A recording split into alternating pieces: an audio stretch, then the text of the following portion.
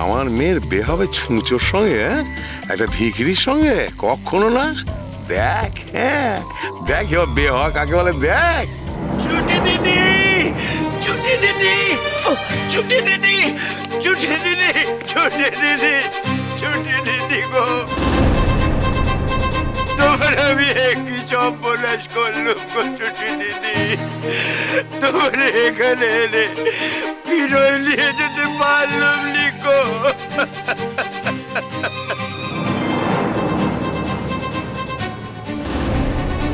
এখন আমি ওদের কাছে মুখ দেখাবো কেমন করে গো, মুখ দেখাবো কেমন করে?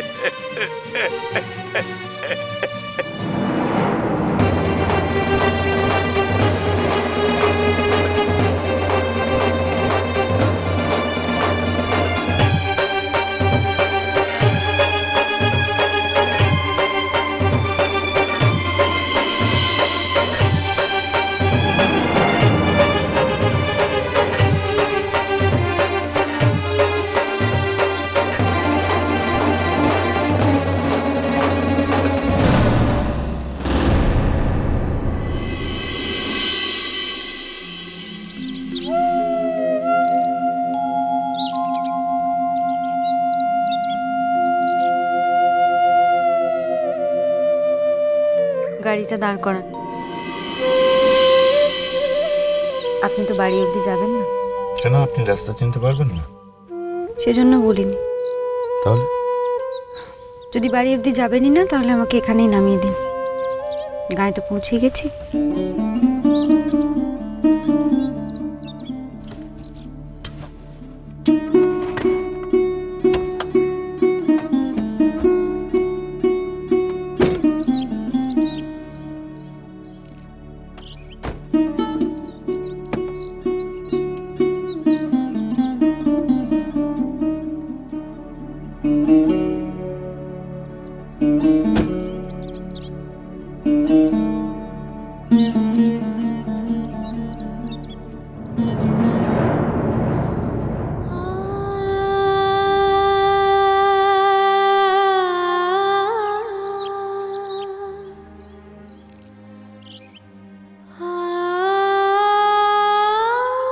এই দুটো দিনের কথা ভুলে যাবেন, হ্যাঁ? না, মনে রাখার তো কিছু নেই। এমন কোনো সুখকর স্মৃতি তো নয় যে মনে রাখতে হবে। তাও ঠিক। আসি তাহলে। চলেই যখন যাবে কঙ্কাবতী তখন যাও, আমি তোমাকে আটকাবো না। আমি কখনো কারোর উপর জোর করতে পারি না। বলছি তাহলে আসছি। যাবেন যখন এক কথা বারবার বলার তো দরকার নেই, চলে যান।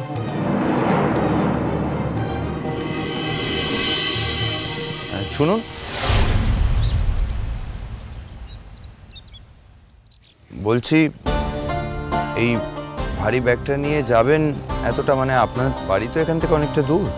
তো আমি আরো একটু এগিয়ে দিতে পারি। আমার সারা জীবনের ভারটা আমাকেই বইতে হবে সমুদ্রবাবু, আর সেই ভারটা এই সুটকেসের ভাড়ার থেকে অনেক বেশি কঠিন। আপনি কোনো কথা সহজভাবে নিতে পারেন না, না? আমার জীবনটাই যে আর সহজ নেই, সহজভাবে নিয়ে কি করে বলুন? আসি। যেও না কঙ্কাবতী, আর একটু থাকো। বলছিলাম তাহলে কবে কি হচ্ছে? কিসের? ভুলে গেলেন নাকি এর মধ্যেই? আমাদের এই এক রাতের ফলস বিয়ের থেকে তো আমার মুক্তি চাই। এই কথাগুলো তো সব হয়ে গেছে। কি কথা? আপনি যেদিন চাইবেন। আমি কিন্তু আর এখানে আসবো না। তাহলে কি করে হবে সবকিছু? হবে মানে আপনি একদিন কলকাতায় যাবেন, একটা উকিলের কাছে বসে মিটিয়ে নেব। আচ্ছা। আচ্ছা? হ্যাঁ আচ্ছা, আপনি যেদিন বলবেন আমি সেদিনই চলে যাব। তো যাবেন বলছেন কি করে? তার জন্য তো পয়সা লাগবে কলকাতায় যেতে। কোথায় পাবেন পয়সা? সেই নিয়ে আপনি কেন মাথা ঘামাচ্ছেন? মাথা কামাবো না, মাথা আছে তাই মাথা কামাচ্ছি। তাছাড়া সেই অজুহাতে যদি কাজটা আটকে যায় তাহলে আখেরে ক্ষতি তো আমার। আমি কথা দিয়ে কথা রাখি। আমি কথা দিলে আমার কথার খেলাপ যে হয় না, তার প্রমাণ তো আপনি পেয়েছেন। হ্যাঁ, সেসব তো ঠিক আছে, কিন্তু টাকাটা জোগাড় করবেন কি করে? তাছাড়া উকিলের ফিজ আছে, আর আমি তো আপনার হয়ে উকিলের ফিজ দিতে যাব না।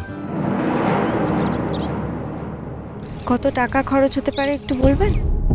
ও, টাকার জোর দেখাচ্ছেন দেখছি। টাকা তো দরকার হবে। তার মানে আপনি টাকাটা জোগাড় করতে পারবেন, গ্যারেন্টি আছে? বিয়ের আগেও আমি রোজগার করতাম। আপনি জানেন বোধহয়, ওই বিশু জ্যাঠার ওখানে আমি ঠাকুর গড়ার কাজ শিখতাম। তো বিশু জ্যাঠা সেই জন্য কাজ এগিয়ে দিতাম বলে কিছু কিছু টাকা দিতেন। ও, তাহলে তো আর কোনো ভাবনাই রইল না।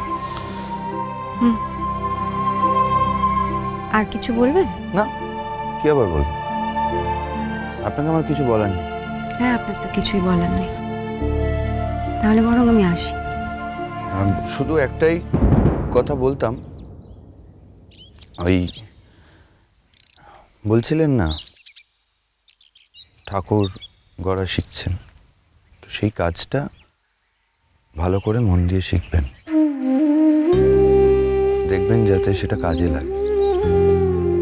মানে সেই শেখাটা জীবন চালানোই কাজে লাগে। তাহলে হয়তো পরবর্তীকালে আপনি আপনার মাকে নিয়ে অন্য কোথাও থাকার ব্যবস্থা করতে চাইলেও করতে পারেন। আপনি ভাববেন না, আপনার কাছে কোনোদিন কিছু দাবি করতে যাব না। শুনুন, আপনার বাইরেটা দেখতে যেমন সহজ সরল না, ভেতরে আপনি কমপ্লিটলি একজন উল্টো মানুষ। বাইরেটা সহজ সরল? হ্যাঁ, ওটাও অভিনয়, বললাম না? চলেই যখন যাচ্ছি তখন শুধু শুধু এতগুলো খারাপ কথা শোনাচ্ছেন কেন? Because you deserve it. গাড়িটা ঘুরিয়ে যখন চলে যাবেন তখন তো আমার কথা একটুও মনে থাকবে না আপনার। আজ থেকে তো আপনার মুক্তি। শুধু শুধু আমার মতো একটা বাজে মেয়ের কথা ভেবে এতটা সময় কেন নষ্ট করছেন? হ্যাঁ, সময় আমি নষ্টই করছি কঙ্কাবতী, অনেকটা সময় নষ্ট করে ফেলছি। কঙ্কাবতী না, কাকন।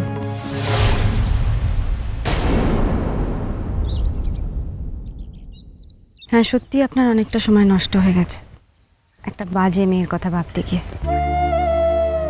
এবার বরং আপনি এগোন সমুদ্রবাবু। আপনি কিন্তু ভাববেন না যে এই কদিনে আপনার উপর আমার মায়া পড়ে গেছে, একদম ভাববেন না। Rather I hate you.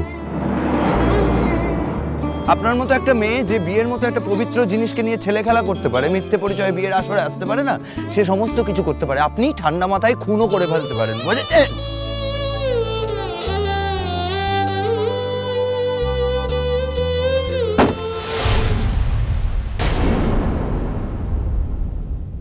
কি হলো? হাতে লাগলো তো? দেখি হাতটা, হাতটা দেখি। আরেকটু হলেই তো। খুব লেগেছে না? আচ্ছা, আমার উপর রাগ করে আপনি নিজেকে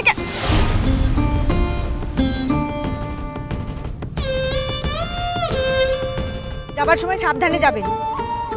আপনি খুব জোরে জোরে গাড়ি চালান, আস্তে গাড়িটা চালাবেন।